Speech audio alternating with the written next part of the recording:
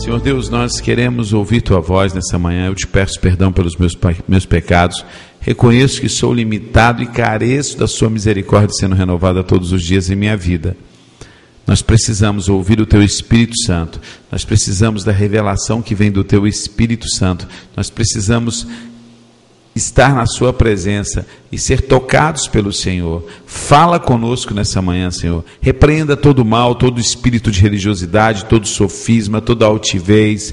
Pai, repreenda toda tentativa do diabo de desviar nossa mente, de colocar venda em nossos olhos. Seja agora repreendida em nome de Jesus. Que a Tua palavra venha claro em nossas vidas agora, em nome de Jesus. Amém. Amém? Vamos lá? Eu quero que você veja aí, olha só, Jesus perante o Sinédrio, em Marcos 14, 53, diz assim: levaram Jesus ao sumo sacerdote e reuniram-se todos os principais sacerdotes, os anciãos e os escribas. Pedro seguia de longe até o interior do pátio do sumo sacerdote. Estava sentado entre os serventuários, aquecendo-se no fogo. Os principais sacerdotes e todo o sinédrio procuravam algum testemunho contra Jesus para condenar à morte e não achavam, pois muitos testemunhos falsamente contra Jesus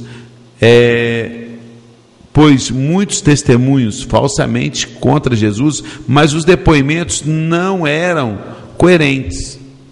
E levantando-se, alguns testificaram falsamente, dizendo: nós ouvimos declarar, eu destruirei esse santuário e edificado por mãos humanas, e em 3 dias construirei outro, não por mãos humanas. Nem assim o testemunho deles era coerente. Levantando-se o sumo sacerdote no meio, perguntou a Jesus: nada respondes ao que estes depõem contra ti? Ele, porém, guardou silêncio e nada respondeu.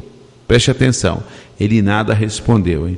Tornando a interrogá-lo, o sumo sacerdote lhe disse: és tu o Cristo, filho do Deus bendito?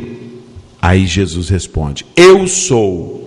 E vereis o Filho do Homem assentado à direita do Todo-Poderoso e vindo com as nuvens do céu.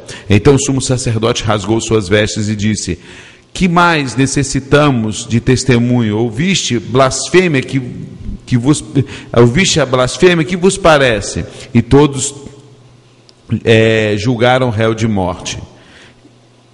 E começaram a cuspir nele, a cobrirem o rosto, a dar-lhe murros e dizer-lhe: profetiza! E os guardas o tomaram a bofetadas. Eu estava lendo esse texto bem cedinho e eu achei uma coisa muito interessante, porque essa semana eu estava ministrando uma pessoa justamente sobre isso, sobre essa questão de se defender, buscar justiça própria, essa questão de se preocupar com a sua autoimagem, com o seu ego, né? Então é muito difícil isso, nós temos que tomar cuidado com isso. E eu falando com ele sobre isso aqui me esclarece muitas coisas, porque trouxeram um monte de testemunhas contra Jesus, mas não adiantava, os caras eram incoerentes, as suas acusações. Esses caras não iam conseguir crucificar Jesus se Jesus não dá uma ajudinha, não é verdade? Mas o que eu quero dizer para você é o seguinte: enquanto estavam falando mal de Jesus, olha, ele disse isso, ele disse aquilo, ele disse isso, inventando calúnias, inventando fofoca, Jesus caladinho, Jesus quietinho, Jesus não estava preocupado com o que eles estavam falando dele. Você entendeu? Jesus não estava nem aí, porque você está entendendo o que eu estou querendo dizer? Estavam falando, olha, ele disse isso, ele disse isso, ele disse isso, ele disse isso, Jesus calado. Mas teve um momento que Jesus fala, quando ele é interrogado sobre quem ele é: és tu o Cristo, o Filho do Deus bendito? Aí Jesus não podia ficar calado. porque era a identidade dele ali que estava em jogo, né? Assim, a sua autenticidade como Jesus, Filho de Deus. E isso lhe custou a vida, porque até então eles não tinham como acusar Jesus. Até então eles não tinham como acusar Jesus. Até então não tinha se elaborado uma sentença de morte com os testemunhos que vieram. Mesmo aqueles falsos, mesmo inventados, mas não conseguiram crucificar Jesus por testemunhos falsos, por fofoquinha. Aí quando Jesus fala, quando ele é interrogado sobre realmente que era o seu pai, a sua paternidade, ele, eu sou o Cristo, o Filho do Deus vivo, eu sou o Cristo. E vocês vão ver eu sentado à direita do Pai, descendo nas nuvens com poder e glória. Pronto. Era a frase que eles precisavam para matar Jesus. Senão eles não conseguiriam cumprir aquilo para que Jesus veio morrer em favor de nós. Eles não conseguiriam fazer isso. Eles não conseguiriam, irmãos. Até nisso Jesus teve que ajudar. Jesus ajudou nisso. Quando Jesus ajudou? Jesus ajudou dando a oportunidade para eles, para crucificá-lo. Agora veja bem, muitas vezes nós somos levados em situações, estamos em situações que alguém faz uma fofoca, que alguém conta uma historinha da gente, a gente quer buscar justiça própria a todo custo. A gente quer buscar justiça própria a todo custo. Não, eu não aceito falar isso de mim, isso está errado, eu não aceito isso, eu não aceito isso, eu não aceito. Não, nós temos que levantar isso a fundo, nós temos que trazer a verdade, é tudo autopreservação do ego, do eu e aquela coisa toda. Jesus não se preocupou com isso, com vaidade, com autopreservação de ego, de nada, porque ele tinha consciência de quem ele era. Ele não precisava disso. Ele não precisava disso. Mas quantas vezes nós escondemos a nossa paternidade de Deus, ou seja, escondemos que somos discípulos de Jesus, escondemos que somos filhos de Deus. Vivemos uma vida onde muitas pessoas falam assim: você é crente? Pô, morri, não sabia. Sacou? Jesus fez o inverso. Nós fazemos também o contrário de Jesus. Se falar mal da gente, a gente pula nas tamancas. Se a gente não testemunha, ninguém sabe que a gente é um servo de Deus, a gente faz nem questão de demonstrar através do testemunho que nós somos filhos de Deus. Nós nem fazemos questão disso, passamos desapercebidos muitas vezes. Quantas vezes temos que testemunhar, temos que pregar, a gente não faz isso, né? Nós não fazemos isso. Não fazemos isso. E aí, meu irmão, a gente perde uma oportunidade muito grande. E aqui, Jesus, rapaz, foi crucificado não pelo que falaram dele, não pelas fofocas que falaram dele, não pelas calúnias. Jesus foi crucificado por ele não ter escondido a sua identidade de filho de Deus. Jesus não escondeu sua identidade, muito pelo contrário, ele chegou e falou: eu sou realmente o Cristo. Quando perguntado sobre isso, ele não saiu falando: olha, quando precisou demonstrar isso, ele demonstrou: eu sou. Ele assumiu a identidade dele: eu sou. És tu, o filho do Deus vivo? Sim, sou eu. Entendeu? Então nós temos que aprender com Jesus isso. Não temos, em hipótese nenhuma, que ficar nos escondendo. Vai chegar um tempo em que você declarar, isso vai ser problema, você não vai conseguir emprego, você não vai conseguir um monte de coisa. Mas e daí, meu irmão? Você não pode esconder. Se tiver que pagar um preço por isso, pague. Jesus pagou com a própria vida. E Jesus não escondeu. Não se escondeu. Jesus disse: eu sou o Cristo, filho do Deus vivo. E vocês vão ver vocês vão me ver à destra do Pai.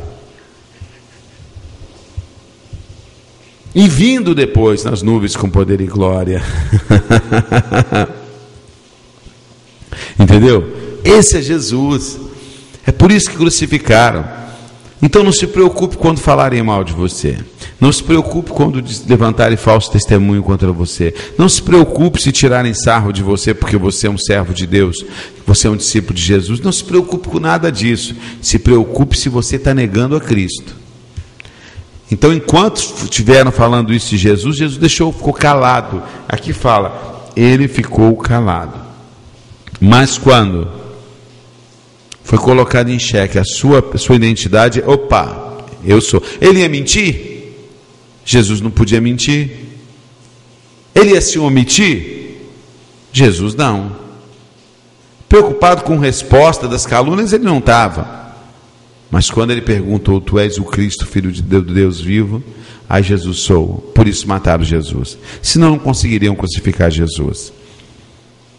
Não conseguiriam crucificar Jesus. Até, por aí eu entendo, não foram eles que mataram, vamos dizer assim, para a gente entender, não foram eles que mataram a Jesus. Jesus facilitou para eles. E quando Jesus estava na cruz, Jesus não falou assim, bom, agora eu vou morrer e tal, desesperado, não. A Bíblia diz que Jesus entregou o seu espírito. Ou seja, Jesus se entregou, Jesus deixou-se morrer. Deixou-se, porque ele é vida. Ele deixou-se morrer. O homem não matou Jesus, Jesus deixou-se morrer. Os homens não conseguiram pegar Jesus em mentira, em falcatrua e nada. Jesus deu a deixa para eles. Porque foi depois dessa frase que Jesus falou que eles prenderam Jesus, esbofetearam Jesus, judiaram Jesus, levaram ele a Pôncio Pilatos, para ser ali julgado por Pôncio Pilatos, analisado o problema dele, e Pilatos falou, eu lavo as minhas mãos, vocês se viram, e eles falaram assim, crucificam. Até para fazer isso, Jesus teve que dar a oportunidade.